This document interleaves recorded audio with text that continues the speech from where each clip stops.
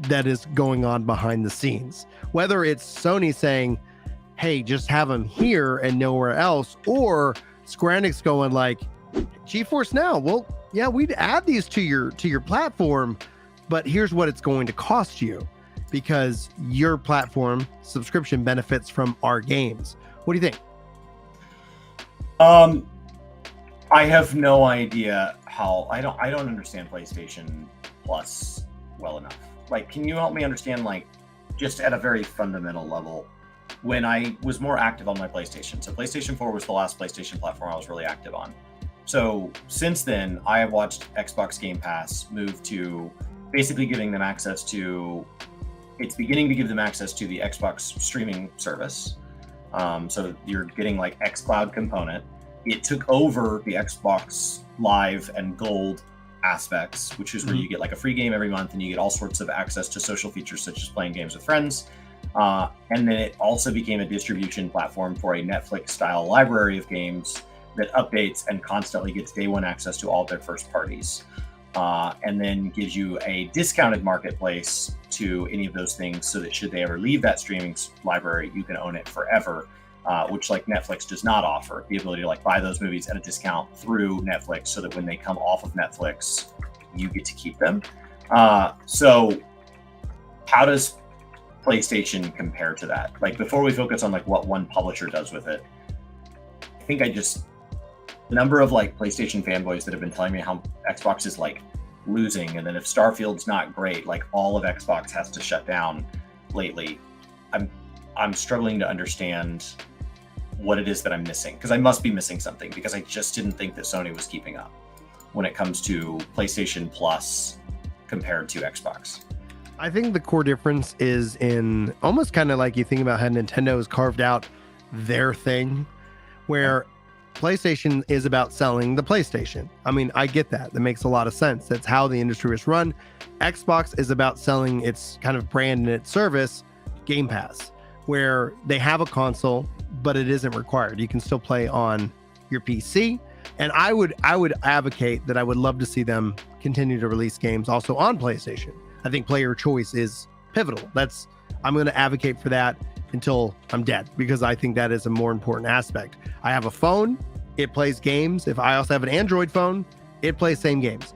And they're not like, you got to go buy an iPhone for this game. Like that in and of itself, is kind of where I come from. I get that there's differences in those arguments for sure, because you're, like you want to sell the PlayStation. It's not a phone. It's not also super multi-purpose, even though in the past, Sony has tried to branch it out and label it as a PC as opposed to like a gaming device. I think that was the PS3 era where it's PS3 wanted to be this whole mobile home. It's like, well, I should be watching TV through this thing, basically. Like, why am I not ordering my groceries through it? Like, it felt like that's where they wanted it to go.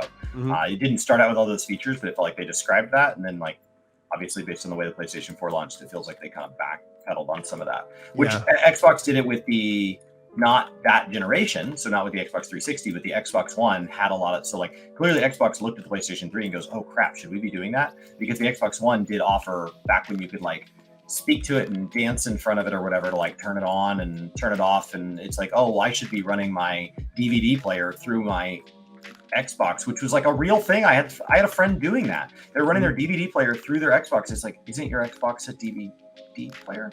Like I don't understand why that step's ever necessary. Like if you really like a DVD player better than the Xbox, why would you want to bring the Xbox into the equation? And if you don't, can't your Xbox play discs? But yeah, like the idea that you would like run your sound system through your Xbox and then your TV would feed your Xbox and it would feed it onto the sound system was like this whole concept. And like I think PlayStation was the ones that were pioneering that. That just didn't end up being where we wanted it to go. Yeah, well, with the invention of smart TVs, those are basically all the features that they were adding have shifted to your TV already has those apps and already has all these things. So you're not like using a console to connect to those things anymore, at least with the smart TV generation. Prior to that, yeah, you go get a box or a device or something. I think when a big deck. Yeah. What's interesting, because I see chat going off, because PlayStation, especially Plus, that has a couple different variations. They do offer it like a wide catalog, but unlike what Xbox Game Pass does, their games aren't like day and date in that as a service, because they're also still interested in selling those games, even though it does seem like they're adding those in. What I've talked to like Chili and a couple of people about specifically is the thing that I'm looking for is a PS5 in the cloud. Now I do have, and thanks to this amazing community, have my own PS5. It is right here under my desk. I'm ready to rock and roll Final Fantasy 16 when my physical collector's edition gets here in, I guess, a month. And so I'm excited. I'm excited. But I got the digital version because I like digital games. And so I'll probably have a physical version willing just to sell somebody if they want a steelbook cover or whatever of the game itself. But we'll see how that shakes out. I would like still a PS5 in the cloud. Now, my remote streaming, which I've been able to set up on PC, connects right to the PlayStation. So I do have access to my PlayStation in more than one location, which solves the need. And then I just want to see that like evolve. I wouldn't mind renting a PS5 in the cloud, just like I do with Game Pass, if I'm able to access my games everywhere and not necessarily have to worry about a physical piece of hardware. Especially as a parent, one of the things that is very clear is that hardware can have a tendency to break, and it does. And so for like parents out there, I think they feel my pain. For those of you who do not have children running around destroying your things that are expensive, I can see how you still want a physical thing here. But the more things that are not able to be dropped in a tub, the better in my perspective. But that's just where I'm coming from. I know it's not for everybody, but I'm excited to see PlayStation Plus Cloud having the Square Enix games as well.